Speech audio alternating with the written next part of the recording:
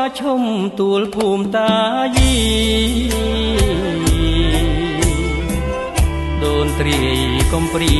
យាយមាសក្រៀមក្រំដើមពោតាពៅលួចខ្សឹបប្រាប់ខ្ញុំថាម្ចាស់អ៊ុតដំមុំ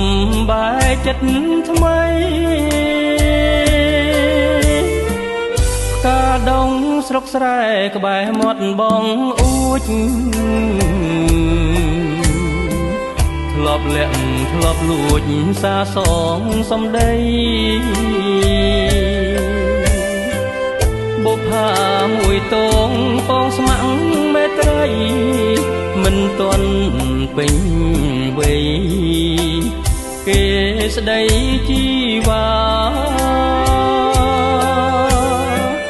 ឧត្តមប្រឹក្សាវត្តនរកាពងផ្ដើមស្នេហ៍ពុនលោកជ្រោកមលុបរុក្ខាសន្ទូងបែកគុំម៉ែបងខំកាស្រូវទុំរៀបការអរាក្រំគ្រីខ្មុំព្រាត់សំបុកទុកតែបងកងកម្មរៀបចំបងឲ្យព្រាត់ពុំងាស្នេហ៍ផាំងធម្មអ្វីស្រមៃគ្រប់គ្រាវិញ្ញាណយល់គ្នាកាយបែកចែកផ្លូវ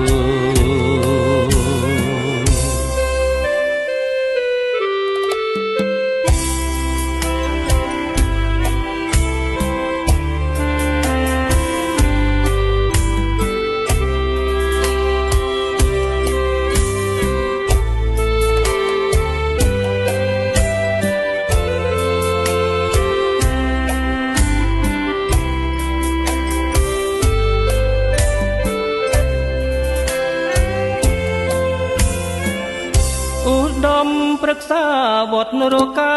ពងផ្ដើមស្នេហ៍ពុនលោកជ្រោកមលុបរុក្ខាសន្ទូងបែកគុំម៉ែបងខំកាស្រូវទុំរៀបការអរាក្រំគ្រី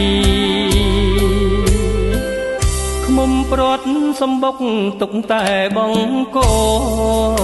ងកម្មរៀបចំបងឲ្យព្រាត់ពុំងាស្នេហ៍ផាំងធម្មអ្វីស្រមៃគ្រប់គ្រាវិញ្ញាណយល់គ្នា